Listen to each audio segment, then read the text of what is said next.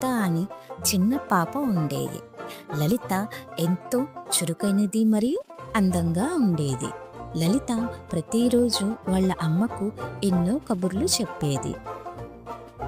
ఒకరోజు లలిత తన తల్లితో ఇంట్లో కబుర్లు చెప్పుకుంటూ ఉండగా తల్లి లలితతో ఇలా అంటుంది. లలిత, నీ స్నేహితులతో ఆడుకొని త్వరగా ఇంటికి వచ్చాయి అని. లలిత అమ్మతో సరే అని చెప్పి బయటకు పరిగెత్తింది. లలిత పసుపు రంగు డ్రెస్సులో ఎంతో ఆనందంగా స్నేహితులతో వటవృక్షం కింద ఆడుకుంటూ ఉంటుంది. కొద్దిసేపటికి మబ్బులు నల్లగా మారి బలంగా గాలులు వీచడం ప్రారంభమవుతుంది. లలిత ఎక్కడికి పోవాలో అర్థం కాక అక్కడే నిలుచునిపోతుంది. వర్షం మొదలైంది. రోడ్డు మీద నీరు ప్రవహిస్తూ ఉంటుంది. పిల్లలంతా తమ ఇళ్లకు పరిగెత్తుతారు. కానీ లలిత మాత్రం ఒంటరిగా తడుచుకుంటూ ఉండిపోయింది.